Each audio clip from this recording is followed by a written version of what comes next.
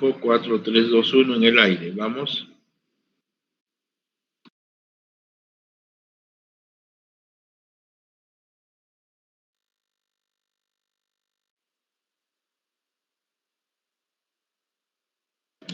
¿Se escucha? Hola. Sí, doctor, se lo escucha. Muy bien. Entonces vamos a hablar sobre los antieméticos en esta oportunidad. Entonces, vamos a hablar que los vómitos es el principal causal de las patologías eméticas en la emergencia y también en la atención médica ambulatoria. En ese sentido, sean pues graves o no, los vómitos siempre van a tener este tipo de consecuencias, ¿no? Problemas en el reflujo gastroesofágico. Siguiente. Entonces, vemos desde el punto de vista fisiopatológico el centro del vómito, la zona de gatillo, donde están los quimiorreceptores, donde controla el vómito por un efecto reflejo que llega a unos receptores viscerales y por ende hay un estímulo, ¿no?, en el aparato urinario y también en el área genital, ¿no?, entre otros sitios, ¿no?, que llega a la corteza cerebral y conjuntamente se da el efecto vagal del vómito, como una respuesta refleja. Siguiente. Entonces, el mecanismo del vómito está situado en la formación reticular del bulbo, ¿ya?, a nivel vestibular, visceral, de la zona de gatillo y quimiorreceptora. Siguiente.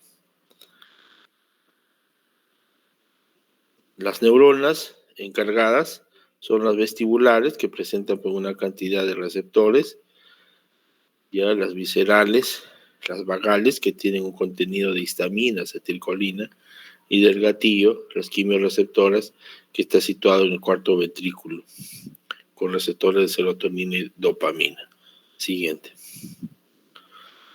Entonces, los neurotransmisores que están influenciados, ¿no?, en este caso, son la acetilcolina, histamina, serotonina y dopamina.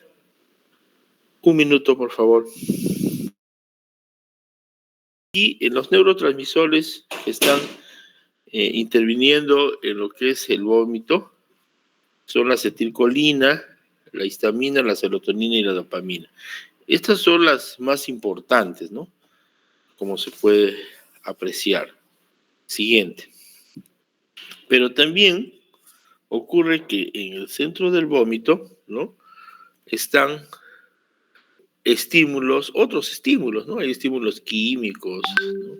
También hay efectos de otros receptores, ¿ya?, que van a influenciar como impulsos eferentes, ¿no? Siguiente.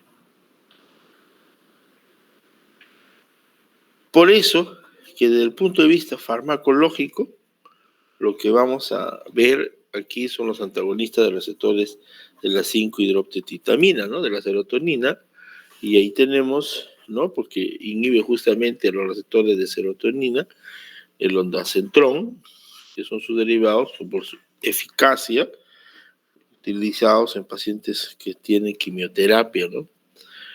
Tienen baja toxicidad, a diferencia de otros, y tienen una buena performance. Siguiente.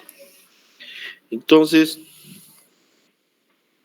el ondansetrón es un antiemético de excelencia que se utiliza, ¿no?, como un potente selectivo antagonista de la serotonina, así, ¿no?, también la metoclopramida, que es otro antiemético, ¿no?, pero tiene muchos efectos extrapiramidales, ¿no? Siguiente.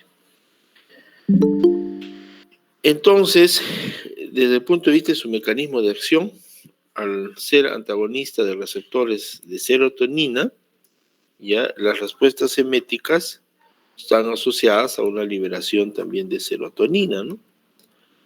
Y esto produce en estas células cromafines ya que el ondansetron va a inhibir la serotonina, ¿no? Siguiente.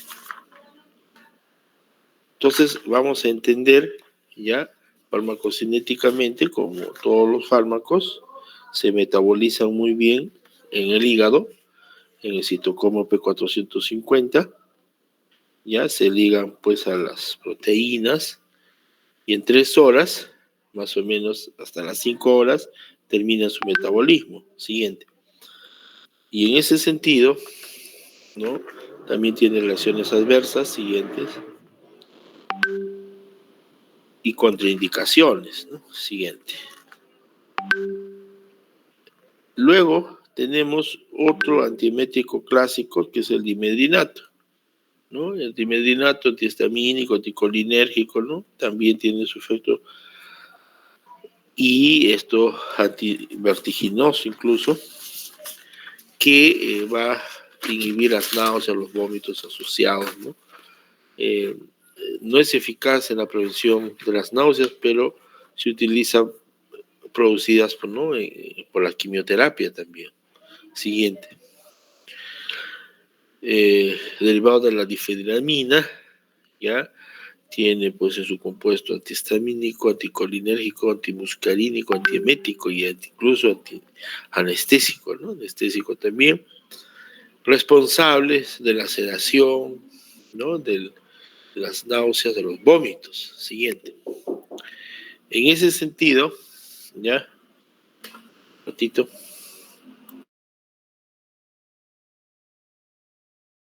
Conoce, pues, dice, el efecto que se distribuye en el organismo, pero sabemos, ¿no? Que luego de 3 a 6 horas se distribuye ampliamente y se elimina en 24 horas. Siguiente.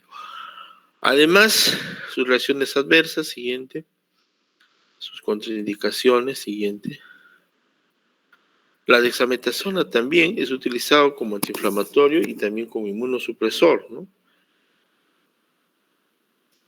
Corticoide, empleado en los edemas, ¿no?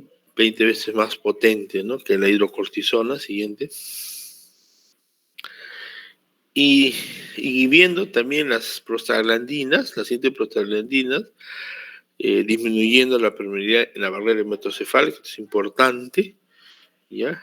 Va a promover, ¿no? La liberación de serotonina y endorfinas, ¿no? Y este es el mecanismo antiemético que se le atribuye a este fármaco, ¿no? Como un antiemético no convencional. Siguiente.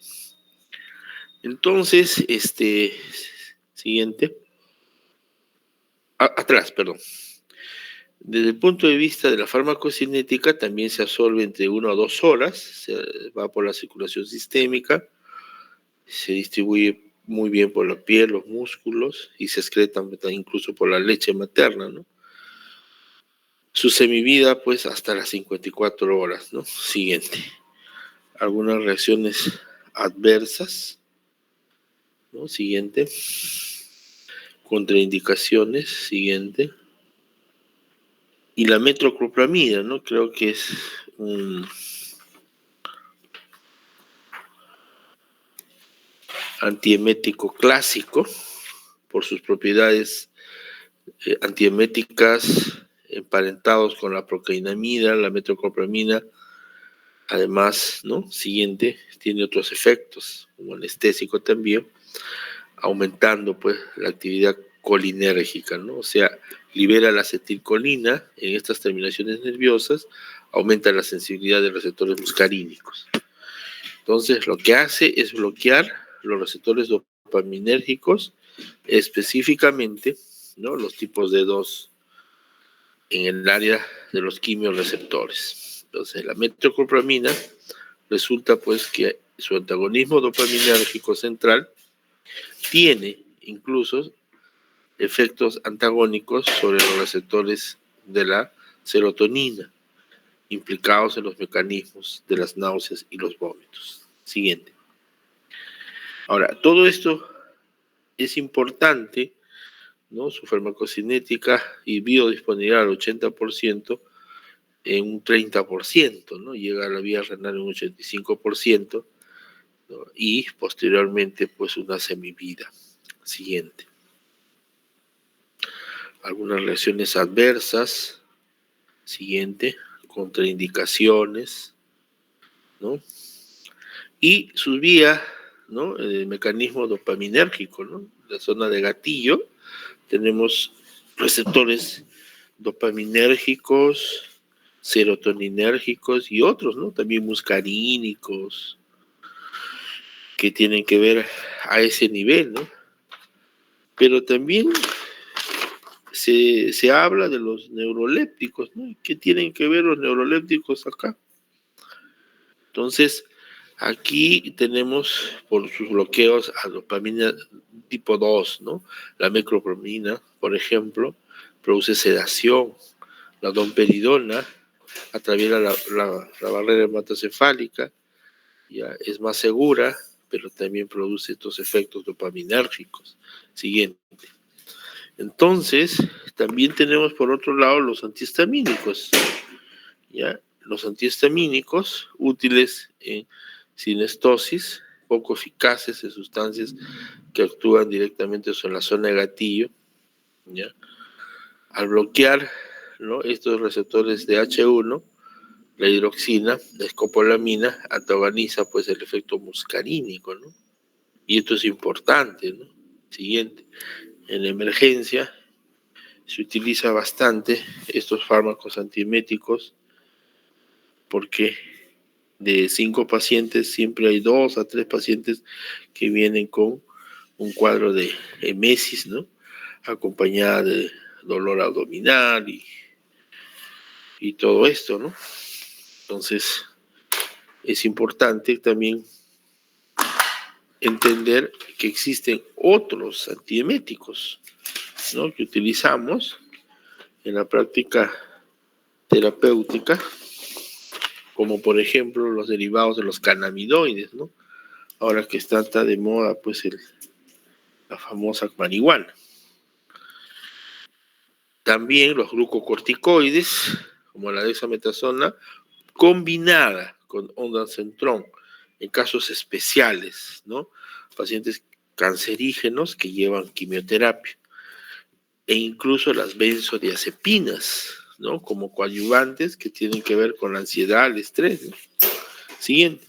Entonces, es importante de ese punto de vista. En el caso clínico,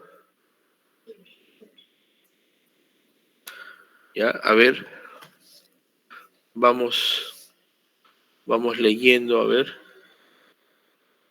un voluntario que lea el caso clínico.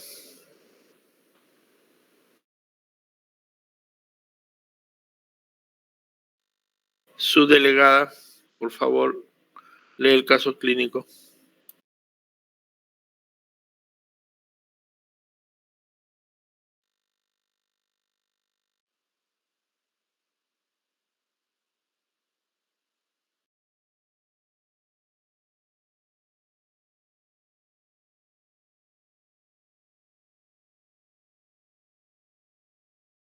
¿Está la subdelegada?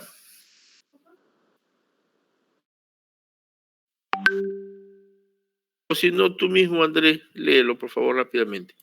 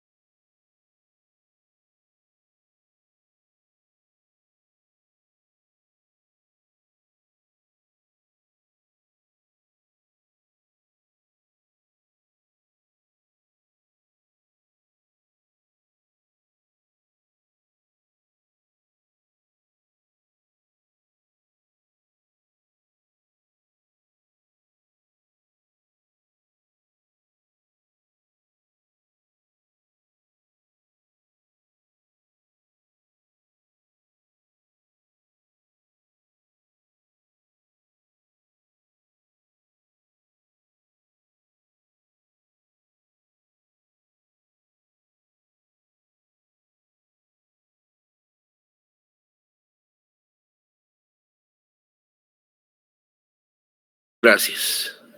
Entonces, vemos en el caso clínico como opciones terapéuticas al ondansetron, que son antieméticos, la metoclopramida y el pantoprazol, ¿no? O sea, ¿por qué un inhibidor de bomba protones, ¿no?, consideramos en este caso, ¿no? Si bien es cierto, los inhibidores de la secreción gástrica está pues ligado en el tratamiento de la emesis, porque estamos hablando de un cuadro gastrointestinal, que también en el paciente vamos a ver que hay reflujo gastroesofágico. Entonces, como necesitamos bloquear ese reflujo gastroesofágico, utilizamos, ¿no?, el pantoprazol, que es un semisintético del omeprazol, que tiene una mejor semivida y farmacocinéticamente tiene una vida media mucho mejor. Siguiente. Además, ¿no?, se resalta la importancia de las náuseas y los vómitos, ¿no?, y la mejoría utilizando antieméticos como el ondansetron y la metoclopramida, combinados con inhibidores de bomba de protones como el pantoprazol, lo cual resultó ser eficaz en el control de los síntomas e incluso la cicatrización de las úlceras pépticas. Claro, las úlceras pépticas hoy en día, por el Helicobacter pylori, ¿no?, ya sea duodenal o gastrointestinal, tiene un contexto gastrointestinal, ¿no? Es una emergencia típica, pero lo que vamos a hacer en este caso del paciente, pues es darle este tratamiento inicial para continuar, ¿no?, por la especialidad.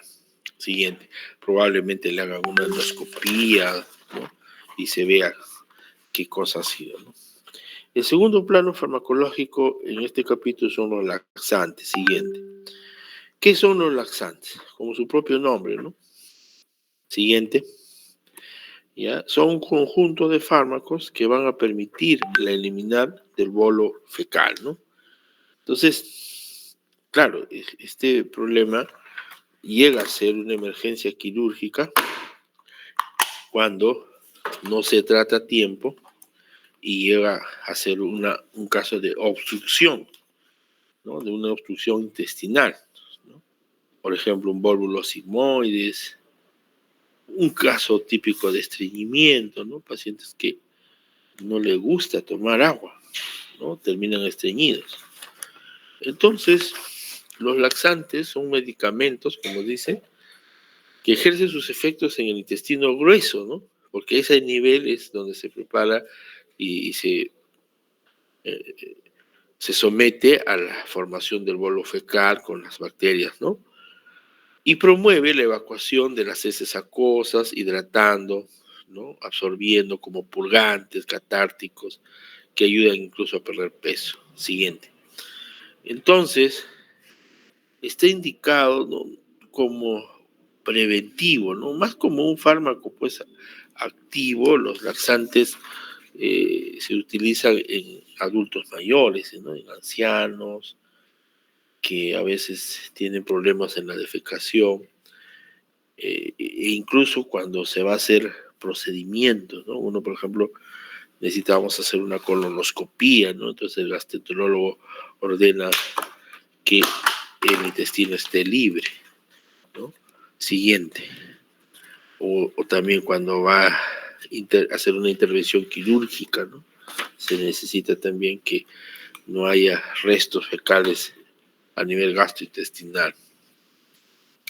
Entonces, si hablamos de su estructura química y farmacológica, vamos a agrupar a estos laxantes, ¿no?, un grupo de formadores de masa, que le llaman, y otros lubricantes, ¿no? Entonces, los formadores de masa se refieren al bolo fecal, ¿no?, en casos de estreñimiento. Los lubricantes, ¿no?, los reblandecedores de las heces en tratamientos cortos, ¿no?, la parafina, la glicerina, ¿no? Siguiente. ¿no? Incluso esto sucede también en los niños, ¿no? O sea, en los recién nacidos, en los infantes, ¿no? A veces, como consumen mucha leche formulada en base de hierro, terminan haciendo estreñidos. Luego tenemos los grupos principales, los osmóticos, que están los disacáridos, la lactulosa, por ejemplo, las soluciones polielectrolíticas, el polietilglicol, los osmóticos salinos, los sulfatos, las sales de magnesio, ¿no? O los estimulantes o irritantes, las antraquinonas, ¿no? Bueno, tiene un efecto rápido e intenso. Siguiente. Además, ¿no? Tenemos el aceite de resino, siguiente. Los xenócidos, ya, que prácticamente actúan en el intestino cuando está estreñido, ¿no? Ocasionalmente produce cambios alimentarios, ¿no? Por trastornos. Siguiente. Los catárticos salinos, el hidróxido de magnesio, ¿no? Que ingresa a la luz intestinal formando una masa de heces blandas, ¿no? Siguiente. Fosfatos de sodio, ¿no? Sus concentraciones, siguiente. Los formadores de bolo fecal, ¿no? El plántago aumenta el bolo fecal, aumentando el peristaltismo intestinal y por lo tanto el incremento del tránsito intestinal. Sepan ustedes, recordando un poquito fisiología gastrointestinal, cuando vimos el intestino grueso, ¿no? Vimos que a diferencia del intestino delgado, el intestino grueso no tiene movimiento, o sea, no tiene movimientos peristálticos como el intestino delgado, ¿no? Es más, histológicamente no tiene bridas, ¿no? O sea, sus paredes no son pues como el intestino delgado que puede pues con la motilidad facilitar, ¿no? En cambio, lo que vemos en el intestino grueso, ¿no? Vemos que tiene que haber bacterias para poder hacer el bolo, ¿no? Y por ende, pues es un poco más complicado, ¿no? Siguiente. Entonces, en este grupo también los laxantes osmóticos, entonces lo que hace es variar, ¿no? El medio interno a nivel gastrointestinal, ¿ya? Y nos permite pues incrementar la presión osmótica en ese sentido, ¿ya? Y las moléculas de agua que están presentes en el colon hidratan el bolo fecal y se da pues la expulsión propiamente dicho del bolo. Siguiente. La glicerina, la concentración también en supositorios, en niños y en adultos, provocan la evacuación del colon. Siguiente. El docusuato de sodio también, ¿no? Actúa pues hidratando el bolo fecal y permite la mezcla de agua y lípidos, ¿no? Siguiente. Y el caso clínico que se presenta, ¿no? Con un paciente que presenta quejas, aumento en la frecuencia e intensidad de episodios de diarrea, con malestar abdominal, al notar una presencia de heces líquidas y experimentando una disminución en la frecuencia de posiciones, ¿no?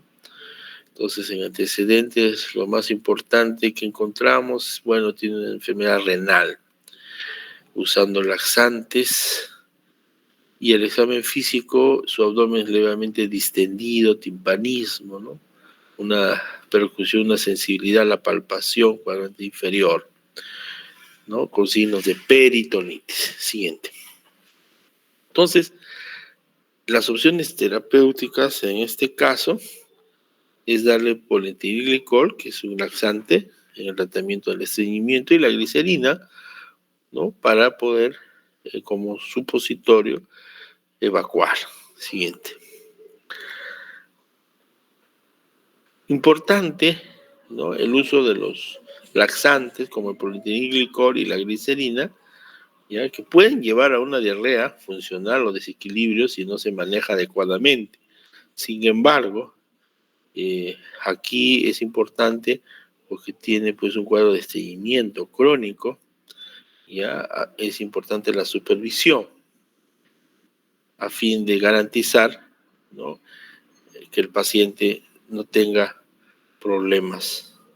Siguiente. Los antidiarreicos, siguiente. Bueno, los antidiarreicos son pues los fármacos que inhiben la sobrecarga, ¿no?, de heces, ¿no?, más de 200 gramos por día, por ejemplo, ¿no? El incremento de la carga osmótica, el exudado de las proteínas. Siguiente, algunos aspectos importantes. Entendamos, ¿no?, que la diarrea es un proceso caracterizado por la eliminación de heces, ¿no? Y a veces, muchas veces, ¿no?, acompañada de otros signos, ¿no? Fiebre, malestar, ¿no? Y por lo general, siguiente, se le acompaña a bacterias, ¿no? Y son las bacterias que traen todo este problema, ¿no? La gastrocolitis, la salmonela, ¿no? Entonces, la diarrea, pues, es caracterizado por más de 3 deposiciones diarias, ¿no?, el número de frecuencias de evacuaciones, y el término diarrea se hace referencia, ¿no?, en forma temporal cuando dura más de 4 semanas, ¿no? Cuando se trata de una diarrea más persistente, será diarrea crónica, ¿no? Siguiente. Entonces, clasificamos en alta y baja, ¿no? Comenzamos del intestino delgado y baja, ¿no?, del intestino grueso. Siguiente. Una forma de definir las diarreas, ¿no? Según la Organización Mundial de la Salud, dice que con más de 3 o más evacuaciones líquidas de 24 horas, ¿no?, con elementos anormales, ¿no?, máximo de 2 semanas, ya es una diarrea aguda, ¿no? Siguiente. O sea, es un manejo terapéutico, ¿no? Y esto puede ser bacteriana y vírica, ¿no? Sí, vírica también, ¿no? Los rotavirus en los niños es muy frecuente. El dolor abdominal, la deshidratación, ¿no?, es acompañado en este cuadro. Siguiente. Dijimos que la diarrea crónica es más de 4 semanas, ¿no? Y pérdida de peso, mala absorción de nutrientes, náuseas, vómitos, y es una cosa complicada, ¿no? Siguiente.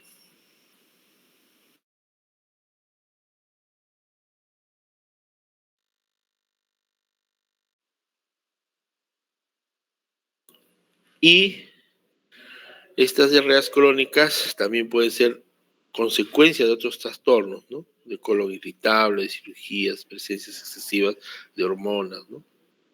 O también es el base de tratamiento que se va a realizar, ¿no? Diagnóstico. Siguiente.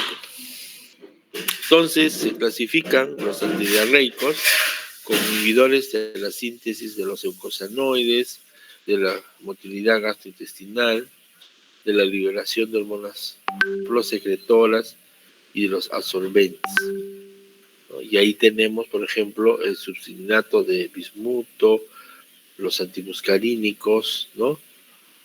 El octrótido de somatostatina, la pectina, el carbón activado, ¿no?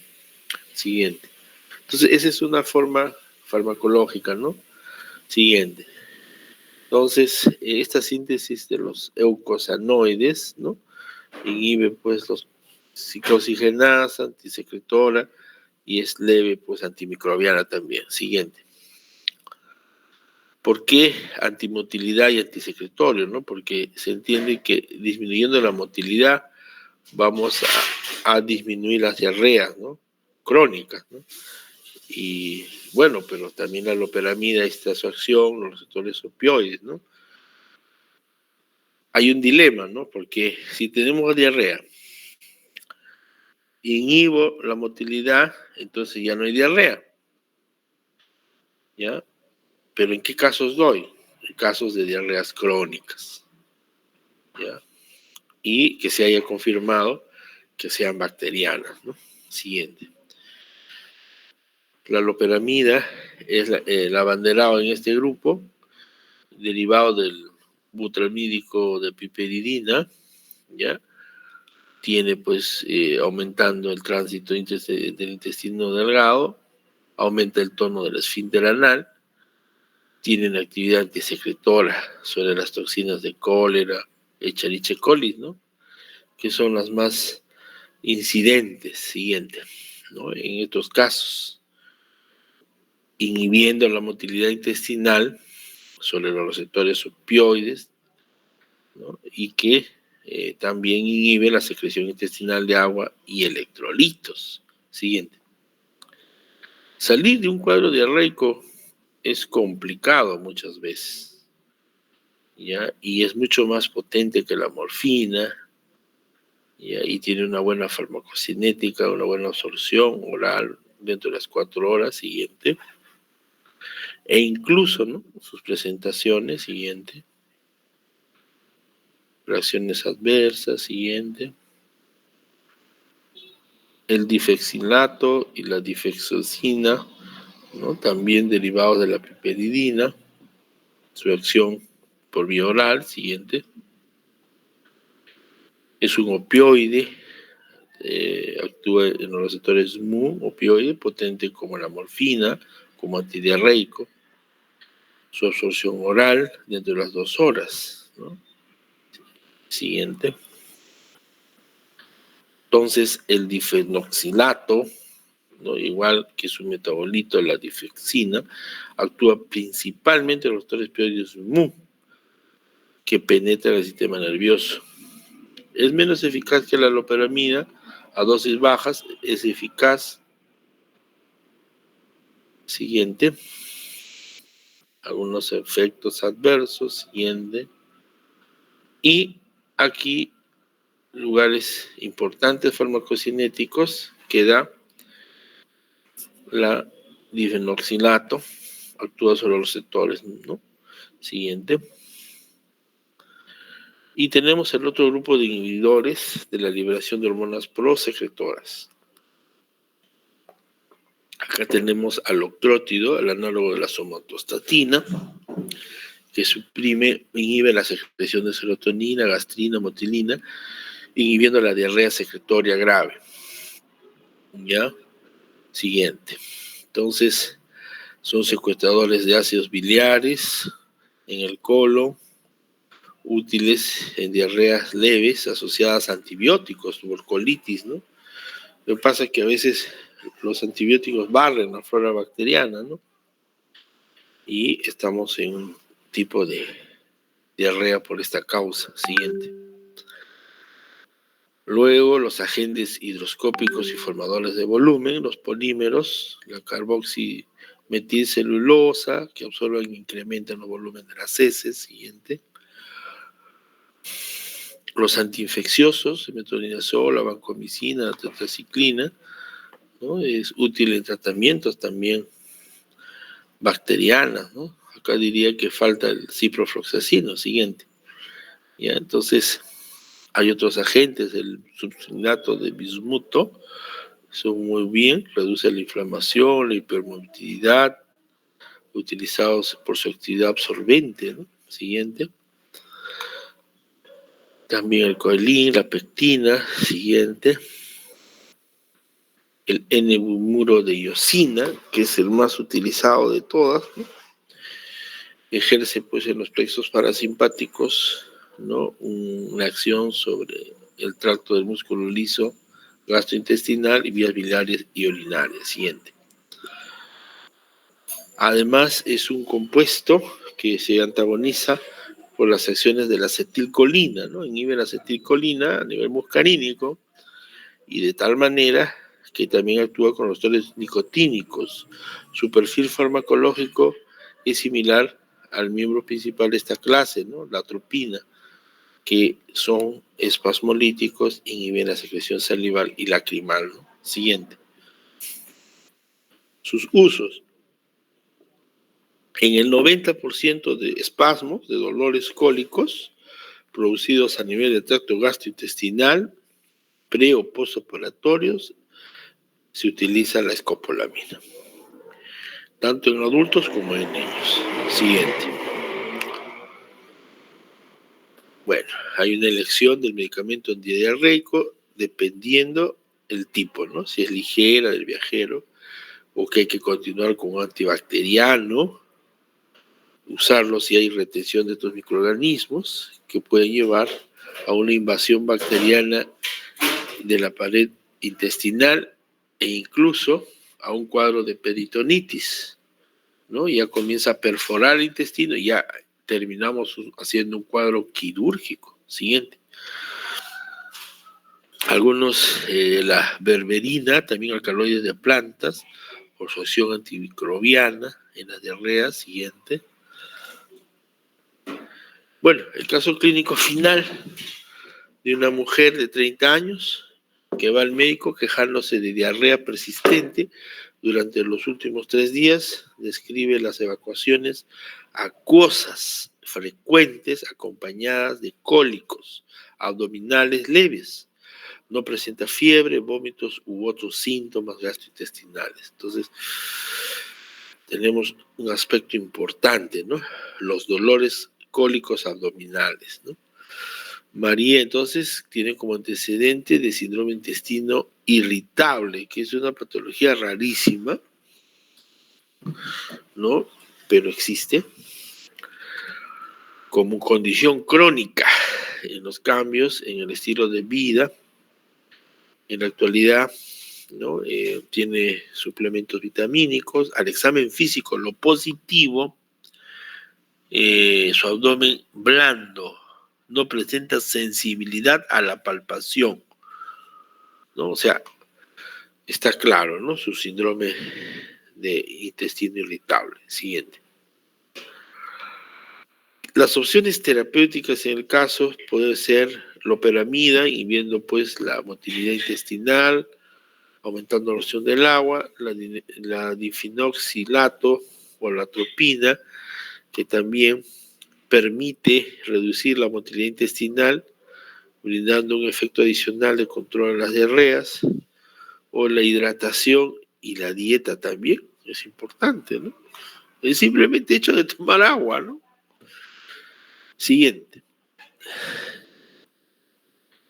En la discusión, entonces, en este caso, de colon, ¿no? De síndrome de intestino irritable, el uso combinado de antidiarreicos, de loperamida, de difenoxinato, de atropina, son una medida, ¿no? Y un plan dietético efectiva para controlar los síntomas y mejorar su calidad de vida. Siguiente. Entonces, vamos al inicio, con la pantalla inicial, delegado. No sé si alguien que recién se ha incorporado, a ver, pásale lista, por favor, delegado. A ver, pase lista a los que faltan.